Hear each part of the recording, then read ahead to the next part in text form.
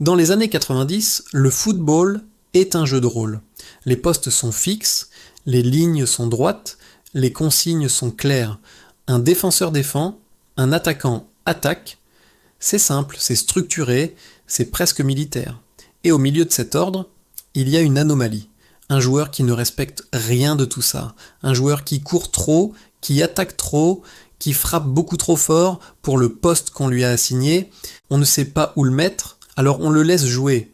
On se dit qu'avec un talent pareil, ça finira bien par rentrer dans une case. Mais la case n'existe pas encore. La limite, ce n'était pas son talent. C'était l'époque. Quand Roberto Carlos commence sa carrière, le football n'a pas encore les mots pour le décrire. On ne parle pas de volume de course, de latéral box-to-box, de transition permanente. Ces concepts sont encore dans les limbes tactiques. Lui, il est déjà là. Il joue déjà comme un arrière-gauche de 2024, mais dans le football rigide des années 90. Le résultat est paradoxal. Tout le monde le trouve absolument génial, mais aussi complètement incontrôlable. Son énergie est à la fois une bénédiction et un problème. Il est un TGV sur des rails qui n'ont pas encore été posés. Chaque course, chaque montée, chaque frappe est un aperçu du futur. Mais pour ses entraîneurs, Mosut, c'est surtout un casse-tête. Comment gérer un joueur qui ne rentre dans aucun plan de jeu existant ? On l'admire, on le craint un peu, mais au fond, on ne le comprend pas. Ce malentendu atteint son paroxysme à l'Inter Milan. Le club italien, à l'époque, c'est le temple du football, tactique, rigide, où la défense est une religion.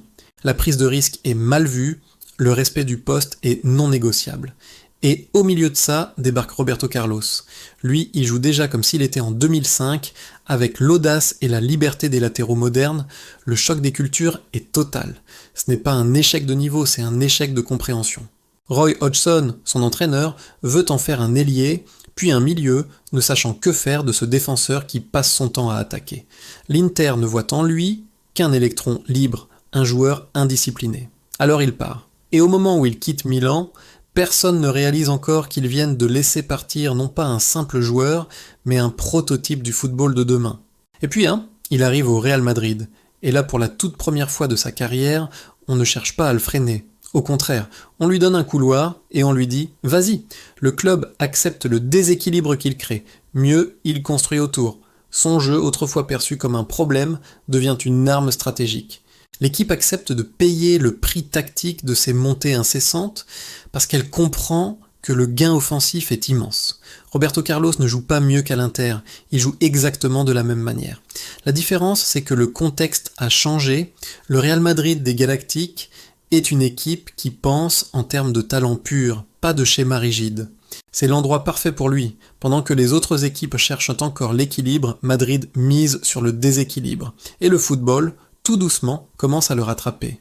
En le voyant jouer chaque semaine, le monde du football apprend. Peu à peu, le jeu évolue.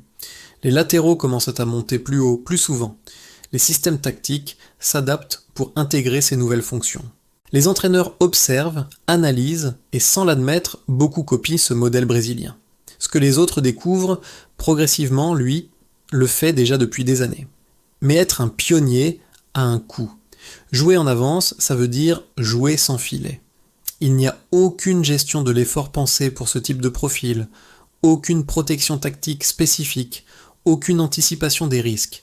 Il sert de laboratoire vivant pour le poste de latéral moderne. Il teste les limites physiques et tactiques, essuie les plâtres et montre à tous ce qui est possible, mais aussi ce que ça coûte en énergie et en couverture défensive. Il est la thèse, l'antithèse et la synthèse à lui tout seul. Arrive la Coupe du Monde 2002. Le Brésil joue avec un système à 3 défenseurs centraux et 2 pistons sur les côtés. Cafu à droite, Roberto Carlos à gauche, et là, pour la première fois, son style n'est plus une surprise. Il est logique, il est accepté, il est parfaitement intégré dans un plan de jeu qui est conçu pour lui. Le football mondial a enfin évolué, son profil n'est plus une anomalie, c'est devenu une stratégie. Le Brésil est champion du monde en libérant ses 2 latéraux les plus offensifs de l'histoire. C'est la consécration, mais c'est aussi un moment doux amer. Le monde est enfin prêt pour Roberto Carlos, mais lui a déjà dépensé une énergie folle pendant des années à jouer contre-courant. Ce n'est pas le début de son déclin, c'est simplement le moment où le reste du peloton a enfin rattrapé le coureur de tête. Après son départ de Madrid, son jeu n'est plus exceptionnel. Pas parce qu'il est moins bon, mais parce que son style est devenu la norme. D'autres latéraux courent autant que lui, montent autant et frappent parfois presque aussi fort. Ce qu'il faisait seul est devenu un mouvement collectif.